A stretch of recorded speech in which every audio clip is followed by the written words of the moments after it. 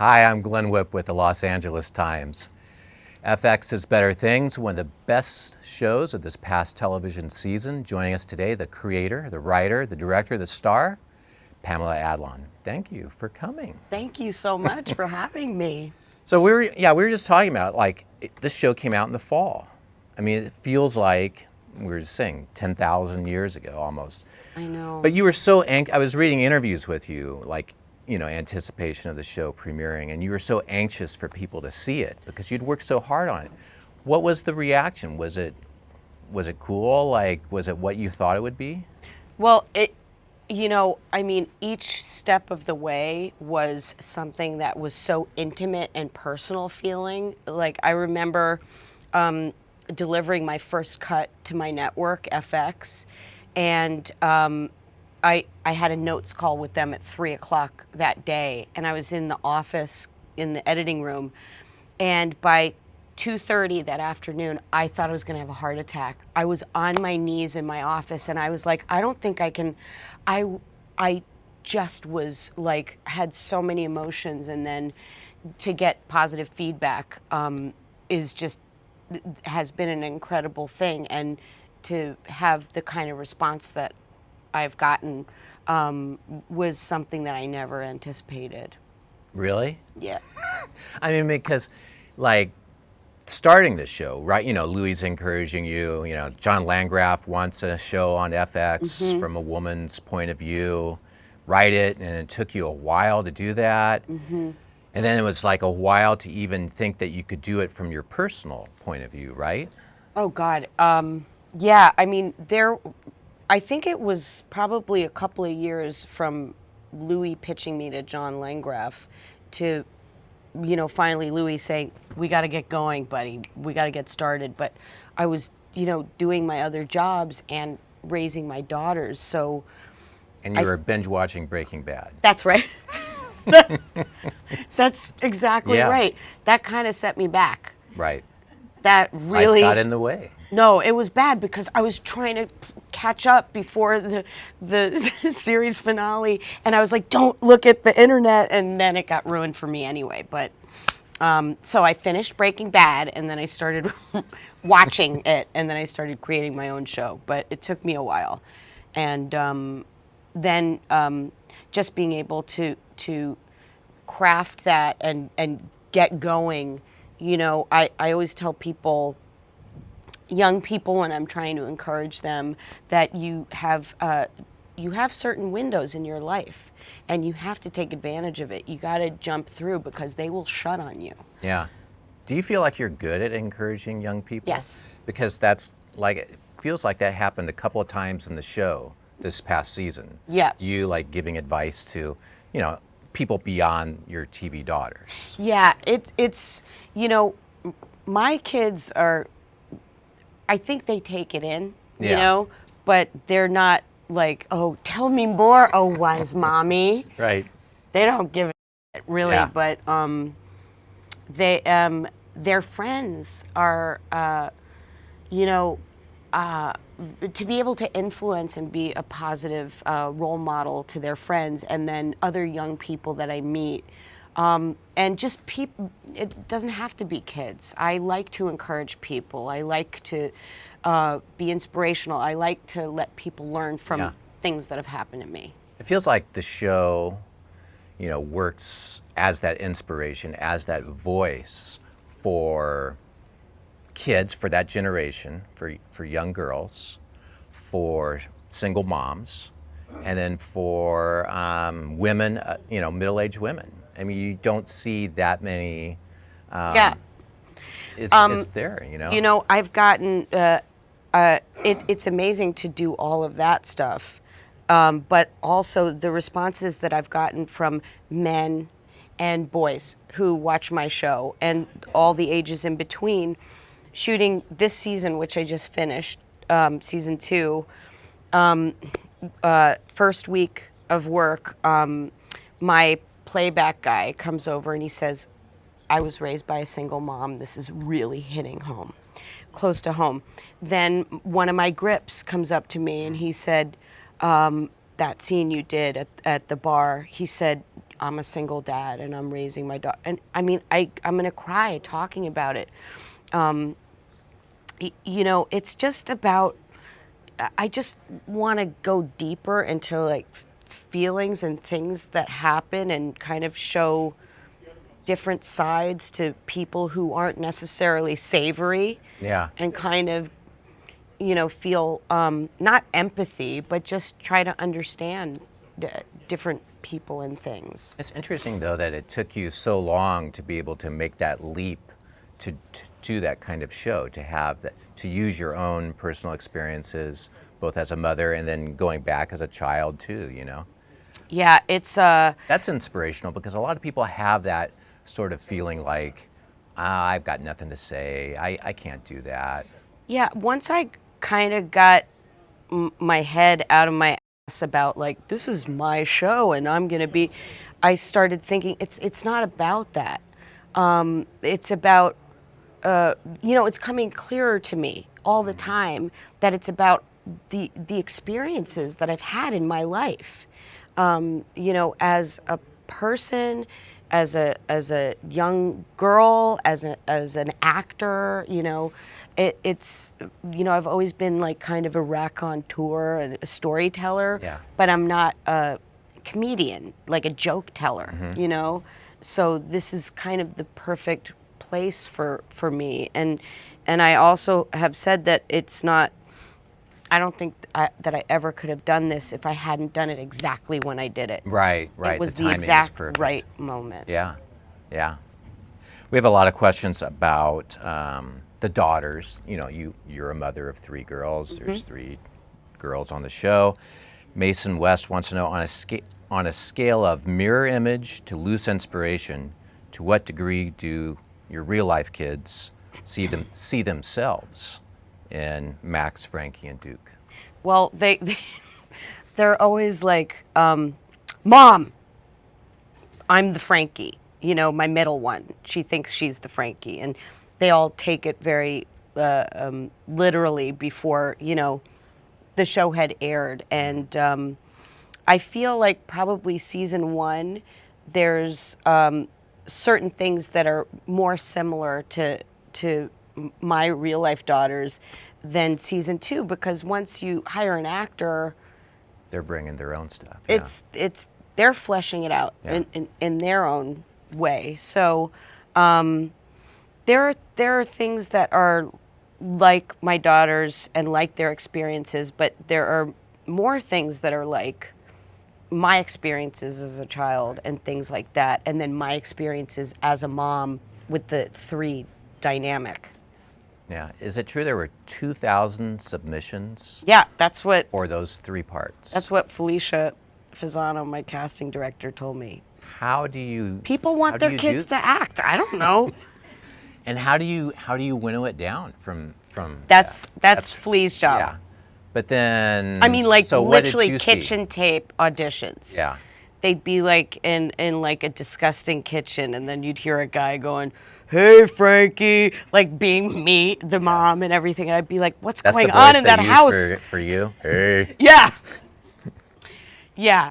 You know, but amazing. I mean, that's why casting directors are so amazingly important to the whole process, because she was able to like just, Yeah. you know, get to the marrow of these kids and find these 3 girls who each had something very special about them. And your daughters had a vote though, in who was cast. Yeah.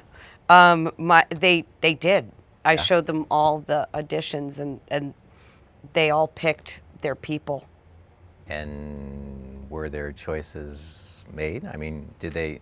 Yeah. Absolutely. Yeah, or you're like, okay. No, you know, my youngest daughter picked the Duke, Yeah. and they all kind of picked Okay. the ones that I felt were right. They Yeah. agreed. That's really cool because I would think the danger as you're doing this is your kids feeling like you're co-opting their lives into your show. You know. That's a concern of mine, and that's the term that I use. Like, I don't want my kids and my friends in my life to feel that I'm doing that. But then at the end of the day, it's like, you know, what Nora Ephron said, everything is copy. I know. How do you resist, right? Well, You your can't. mom lives next door to you. Yes, she does. I understand that you could just like do 10 episodes of her. I mean, like you could go over to her house, write stuff down, and then you'd have a season. I could literally like have a locked season of 10 episodes and walk into her house tonight and throw away everything that I have written and just be like, we're doing what you just said to me 5 minutes ago. Has she always been like that? I mean, is that? Yeah. Yeah. Is that where you get your own sort of? I mean, I don't. I think so. But you say raconteur. It's like, yeah. Yeah, I think my mom is, you know, she's like, she, just all these things that used to drive me crazy about my mom. Now she's gotten a little bit more cantankerous and feisty because she turns to me and she says, "You love it because it's material for you." So I'm screwed. Yeah. She's on to you. Yeah, she is. Yeah. I guess, you know, as a parent myself of teenagers, what I loved from the first season was just, and especially like the last episode, I think you used that Laurie Anderson song so well in that episode. We were just showing just. Can you believe she gave me that song? I mean, for like nothing, you know, and it kills me. Like I hope you've seen it. I gotta send it to her because it means everything to me. In that sequence, it's like a ballet, and that song just makes it so haunting and incredible. Music's a huge part of my life and my daughter's lives, and you know, our music references and catalogs is all over the place. So Yeah. I wanted to share that with people. So what were you trying to get across with that sequence? I would write stuff in scenes, and I called that scene Morning Rush. And that's a great example of how mornings usually would go at my house. And, you know, trying to get the kids out the door, and then somebody's sick, and then other kids are coming over. I like how you do the...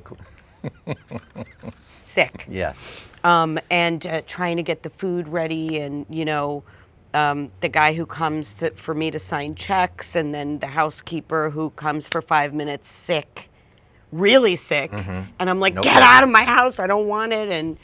And so I never thought I would ever produce or create that scene for television. It's kind of amazing. But it gets across what I think gets across in other episodes too, just the crushing, you know, relentlessness. The relentlessness, it never stops, the work of being a parent. Yep. And then sort of how the rewards sometimes are just a mirage. Yeah, it's true. Because that whole, you know, because during that sequence, like I pull up my shirt and I take a picture of my bra and this and that, and there's an opportunity for me to do something with this person on the phone, and at the end of the day, I just put the phone down and I just go back up to bed. Right. You know? Right. Just the quiet comes in, and you're like, oh, I don't want to do anything with anybody right now. Right. I just want to go to bed. Right. But then there's a hopefulness, I think, to your show too, in that you do show the rewards. Yeah. And I kind of feel like you show them in a way that where you can see your character appreciating them, you know? Because I think that's what, as a parent, you do. Is like, okay, well, this is a good moment. Let me bathe in this for a while, you know? Let me just remember this so I can get through the next week of laundry and stuff. Well, it's massively important because it's like, when you know, in the scene where I'm watching my daughter do ballet, and you know, it makes me emotional because my kids are all older now, you know. So anyway,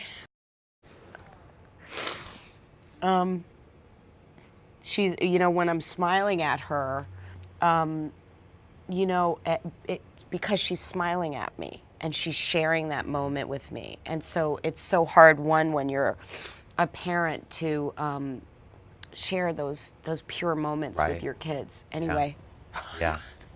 sorry. You want me to ask Oh my God. Are you Like Barbara Walters? What happened? I'm going to ask like a random question from a reader now. I have a tissue. I'm Jewish. I carry tissues. Okay. Because I used the word bathe in the moment. We have a question about Okay. real life bath. Do you know where I'm going with this? Who, When I Jay took- May. Took a bath with And Louis. Sexual advance toward Louis. Do you want to take a bath? Who wrote that? Why a bath? Please Okay, answer. now the tears have dried up. That's a See, good. I knew that could. That was a good one. Okay, so I was in my bathroom in LA, and I had gone downstairs and I came upstairs. And do you ever do that? You're filling the tub and you're Right. like, I'm totally going to remember. And you're like, holy. And the water was flowing out, and I turned it off. And it made me think about the show, Louis. Yeah. And when he was like, when I said to him, so do you want to take a bath or whatever? And he was like, no, I'm leaving, because he was being butt hurt because I didn't love him back or whatever. So I called him up, and he lives in New York, and I said, oh my God, I know what we have to do. And he said, what? And I said, we have to take a bath together. We have to get in the bath. Like, people are owed this. We owe the world. And did he immediately Louis and agree? Pamela to take a bath. Yeah. And I said, but the thing is that you get in and all the water comes out. Right. That was the vision. So, and it turned out to be very touching, beautiful, amazing Yeah. scene, but that's what it was born from. From your own bath overflowing. Yeah. Cool. Well, now we've gotten to the bottom of that. I read somewhere where you and, you've written a lot with Louis, that you guys wrote a movie together too. Oh my God, where is that? It's true. Where is that movie? It's true. Is it in a drawer somewhere? Is it yeah, good? it's in a computer. Yeah? Yeah, we never finished it, but we have a huge amount of movie that we wrote. We also wrote a pilot together after Lucky Louie that we tried to sell and rejected, but So the movie's in somebody's computer. we got to look at that Yeah. one of these days. I'm glad I reminded you. I know, thanks. What about season 2? You say you just finished it. Mm-hmm. Um, I'm editing it I mean, now. people are like freaking out. I read a couple of people saying, "Oh, you're directing all 10 episodes." I mean, it's not like you weren't like super like hyper involved Yeah. in season 1. I mean, this isn't that big of a leap for you to do all 10, right? No, it just, the pace was crazy because I had 39 days to shoot 10 episodes. So we were what's called. 39 days? Mm-hmm. That's insane. I know. Wow. Sorry. I'd like more days. It's just like computed in my head. I was like, Yeah. that's 5 hours. And all on location. All on location. Yeah, you have a and lot of location stuff. we did it. It's called cross-boarding. So we're shooting like pieces of different episodes. So we could shoot like pieces of 4 episodes in a day. We'd sometimes shoot 10 pages a day. And it seems daunting, but for me, it simplified everything because everything was flowing through me, and you don't have to wait for a response. You don't have to wait for 10 people to get in a room or this or that. And it was actually exhilarating, exhausting, and exhilarating. Was it? When did you start writing? We started writing. Louis and I started writing this season in October. So you wrote it again with him. Mm-hmm. I didn't know that. Yeah. So just kind of writing scenes like you did for season 1, or was it more together? Yeah, we because I went to New York after I was done editing, and I directed some plays for a theater company called Animus, Teresa Rebick's plays. And so I was in New York for about 3.5 weeks, and we were able to get actual FaceTime and start writing together. And the way we did it this season was kind of a revelation to us, because we would just talk out our, ideas and story points and things into the iPhone, and then his assistant Leah, she Transcribed it. thank you. I'm here for you. She transcribed Yeah. everything for us, and it was massive. Thank you, Leah. Leah Cohen. We would have these pages and pages of the stuff, because we would go on to these threads that were very complicated, and we'd forget how we started, and then we could refer to it, and it was just an amazing thing. And so I would recommend that to anybody who, is trying to write something. Talk it out. Sit down with a friend that you can throw ideas around with, and then you'll have something concrete. It was kind of a big deal for us. Was it easier writing this season because you had a hold on the characters now, and you could kind of go in and explore them? It was really, it was fun. Yeah. To say, I'm inspired by this guy. He was weird and interesting, and I want to go inside his brain, or explore more things, like with the girls, like where they are developmentally and things like that. Do you get more into the Frankie character in terms of, because it seems like, last episode, there's like a range of kind of possibilities for her as she's looking for herself, her identity. But I love the way you did that through the whole 10 episodes. It wasn't like, it was just kind of threaded in there. Yeah. It wasn't a very special episode of Better Things. No, and I'm not really interested in doing it that way, because life isn't clean like that, right. So in the finale, when we're in the van together, and the Alice Cooper song "Only Women Bleed" and we're singing it, there's actually another person in the car. It's Harvey, the kid that I dressed down in the laundry room. I threw him in the car because I thought, well, that's the way life is. Like, wouldn't it be a nice tableau if it was just Sam and her daughters on the highway singing "Only Women Bleed"? It's never clean like that. Right. Sam has to deal with that in the back seat too, but they're all singing "Only Women Bleed." Yeah. And that's, you're trying to keep it true to life. Yeah. Guy, there's so many other things I could go with here. We have our Instagram questions. I don't know. Well, see, Carrie I'm just going to read this because Carrie was asking, will season 2 pick up right after season 1 finale, Only Women Bleed? It's like, we anticipated this. That Frankie story was so good. It was. Awesome. Was there a biggest challenge writing, directing, performing? Did we get into that just now? This season, there were many challenges. I would say I actually put a whole bar mitzvah up. Sounds like fun. They had allotted it for a day and a half to 2 days. We finished it in 1 day, and I directed in 6-inch heels, leather pants, a silk shirt, and a sequined blazer, an entire bar mitzvah in 1 day. That was pretty challenging. Yeah. Also, we were shooting in Canada on the bay at low tide, and my first AD is like in her pants. She's like, "Okay, guys, we have one more," and we had to be rescued off of the sandbar because the tide came in so quickly.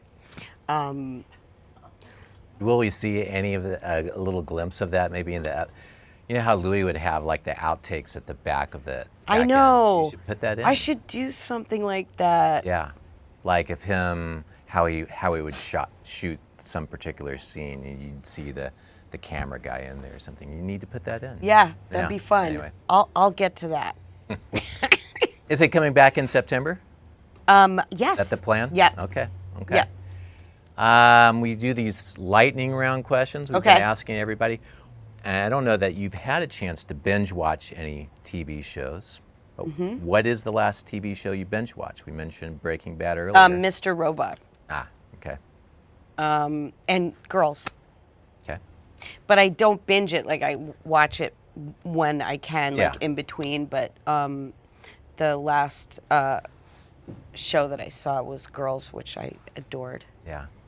If you could go back and be on any classic TV show, what would it be? Oh my God. The Waltons.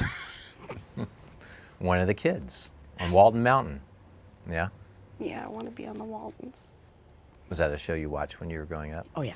Yeah. Okay. Made me feel I don't want to safe. make you cry again. I know, I'm not. I'm fine. I'm totally fine. What was your first, because you've been acting since you were a kid. What was your first acting job? God. My first movie was Grease 2. That's right. I read that and I want to go back and watch it now. What would I see? What were you in Grease 2? Dolores Rebchuk. Yeah. Ponytails. Skateboard. Yeah? Yep. How old were you? I was 14 or 15. Mm-hmm. Okay. Yep. And what lesson did you learn from Dolores from playing that you carried over into your career? That I wanted to be a grown-up. I wanted to, I just was like, I was so young and everybody was like a lot older than me, and I just wanted to hang out with everybody and drive a car and stuff. Yeah. Well, thanks for coming in today. It's Thank been you. great talking to you. You too. Really looking forward to season 2. Thank you so much. September. All right. For more of these conversations, please go to latimes.com. Thanks for watching.